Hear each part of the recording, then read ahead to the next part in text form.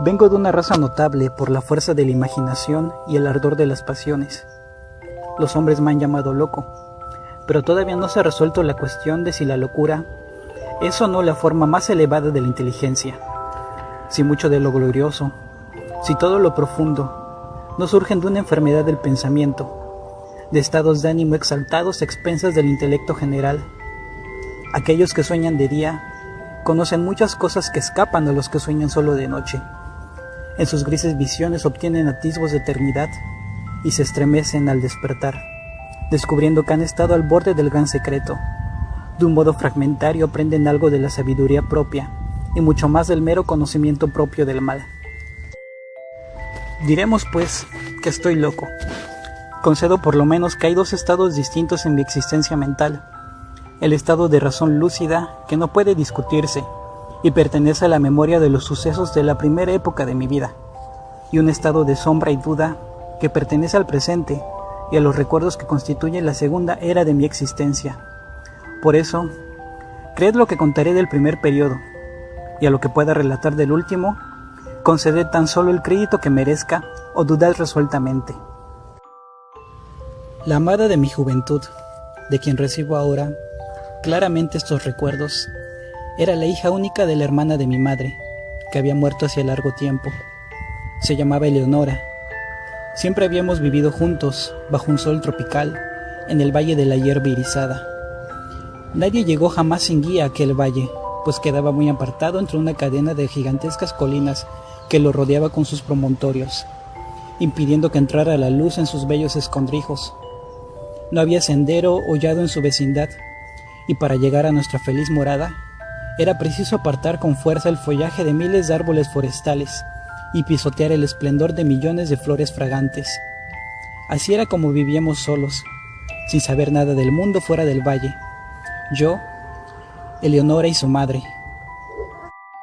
Desde las confusas regiones más allá de las montañas, en el extremo más alto de nuestro circundado dominio, se deslizaba un estrecho y profundo río, y no había nada más brillante, salvo los ojos de Eleonora.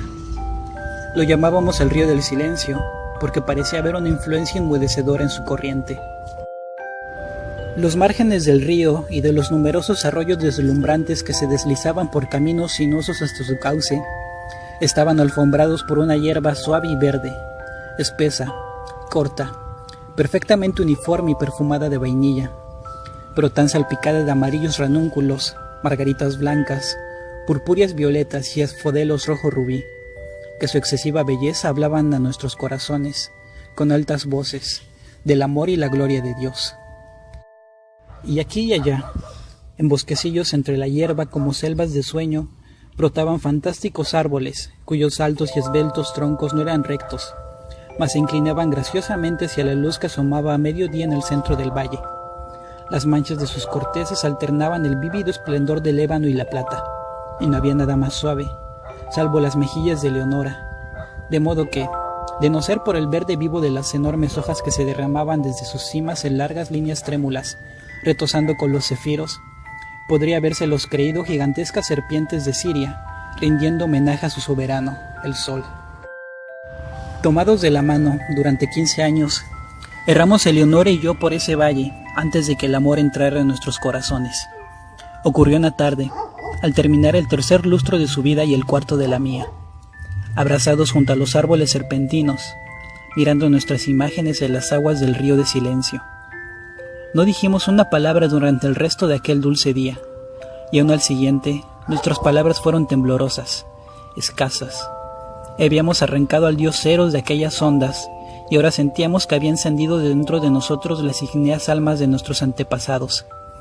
Las pasiones que durante siglos habían distinguido a nuestra raza llegaron en tropel con las fantasías por las cuales también era famosa, y juntos respiramos una dicha delirante en el valle de la hierba erizada. Un cambio sobrevino sobre todas las cosas. Extrañas, brillantes flores estrelladas brotaron en los árboles donde nunca se vieron flores. Los matices de la alfombra verde se ahondaron, y mientras una por una desaparecían las blancas margaritas, brotaban en su lugar los asfodelos rojo rubí, y la vida surgía en nuestros senderos, pues altos flamencos hasta entonces nunca vistos, resplandecientes, desplegaron su plumaje escarlata ante nosotros. Peces de oro y plata frecuentaron el río, de cuyo seno brotaba poco a poco un murmullo que culminó en una arrolladora melodía, más divina que la del arpa, y no había nada más dulce, salvo la voz de Eleonora. Y una nube voluminosa que habíamos observado largo tiempo en las regiones del Éspero, flotaba en su magnificencia de oro y carmesí, difundiendo paz sobre nosotros. Descendía cada vez más, día a día, hasta que sus bordes descansaron en las cimas de las montañas, convirtiendo toda su oscuridad en esplendor, y encerrándonos como para siempre en una mágica prisión de grandeza y de gloria. La belleza de Eleonora era la de los serafines, pero era una doncella natural e inocente, como la breve vida que había llevado entre las flores. Ningún artificio disimulaba el fervoroso amor que animaba en su corazón, y examinaba conmigo los escondrijos más recónditos, mientras caminábamos juntos por el valle de la hierba irisada, y discurríamos sobre los grandes cambios que se habían producido en los últimos tiempos. Por fin, habiendo hablado un día entre lágrimas del último y triste camino que debe sufrir el hombre, en adelante se demoró Eleonora en este único tema doloroso, vinculándolo con todas nuestras conversaciones. Vio el dedo de la muerte posado en su pecho, y supo que, como la efímera, había sido creada perfecta en su hermosura solo para morir. Pero para ella, los terrenos de tumba se reducían a una consideración que me reveló una tarde, a la hora del crepúsculo, a orillas del río de silencio. Le dolía pensar que, una vez sepulta en el valle de la hierba irisada, yo abandonaría para siempre aquellos felices lugares, transfiriendo el amor entonces tan apasionadamente suyo a otra doncella del mundo exterior y cotidiano. Entonces allí me arrojé precipitadamente a los pies de Eleonora, y juré ante ella y ante el cielo que nunca me uniría en matrimonio con ninguna hija de la tierra, que en modo alguno me mostraría desleal a su querida memoria, o a la memoria del abnegado cariño cuya bendición había yo recibido. Y apelé al poderoso amo del universo como testigo de la piadosa solemnidad de mi juramento. Y la maldición que invoqué si traicionaba aquella promesa implicaba un castigo tan horrendo que no puedo mencionarlo. Los brillantes ojos de Eleonora brillaron aún más al oír mis palabras, y suspiró como si hubiera quitado del pecho una carga mortal. Tembló y lloró amargamente, pero aceptó el juramento, y el juramento la alivió en su lecho de muerte. Y me dijo, pocos días después en tranquila agonía, que en pago de lo que yo había hecho para confortación de su alma, velaría por mí en espíritu después de su partida, y si le era permitido, volvería en forma visible durante la vigilia nocturna, pero si ello estaba fuera del poder de las almas en el paraíso, por lo menos me daría frecuentes indicios de su presencia, suspirando sobre mí en los vientos vesperales, o colmando el aire que yo respiraba con el perfume de los incenciarios angélicos. Y con estas palabras en sus labios, sucumbió su inocente vida, poniendo fin a la primera época de la mía.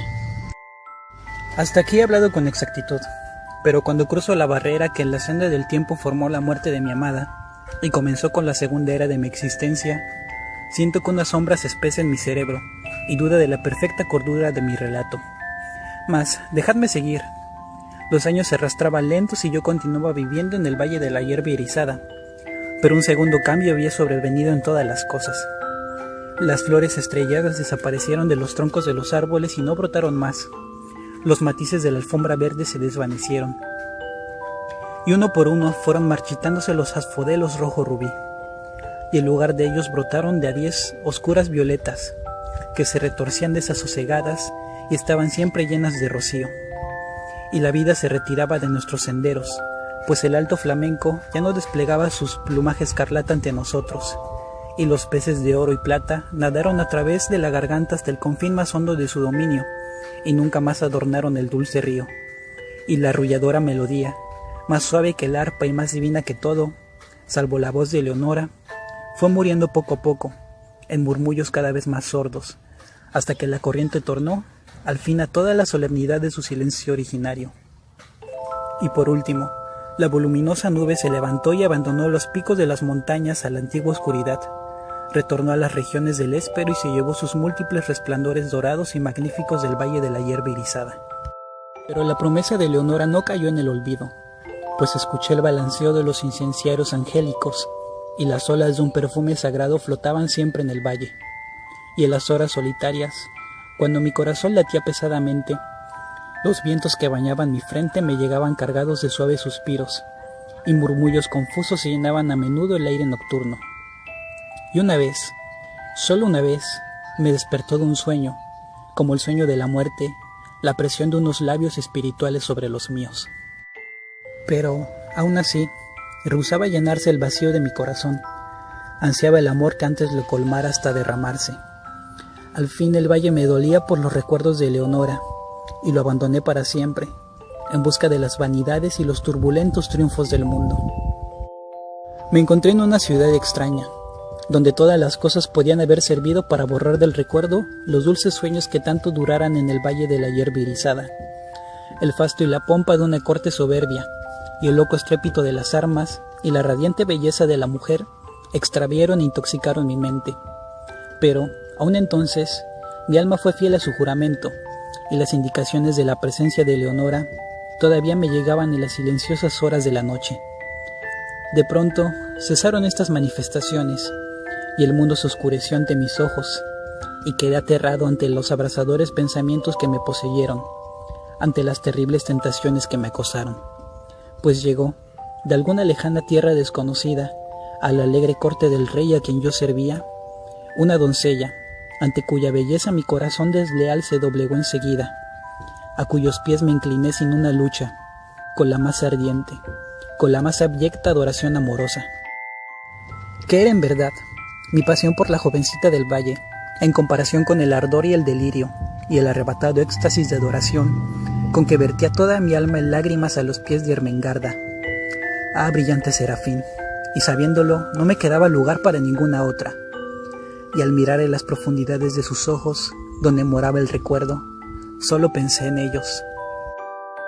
Me casé, no temí la maldición que había invocado, y su amargura no me visitó, y una vez, pero solo una vez en el silencio de la noche, llegaron a través de la celosía los suaves suspiros que me habían abandonado, y adoptaron la voz dulce, familiar para decir: duerme en paz, pues el espíritu del amor reina y gobierna, y abriendo tu apasionado corazón, Ermengarda, estás libre, por razones que conocerás en el cielo, de tus juramentos, Eleonora.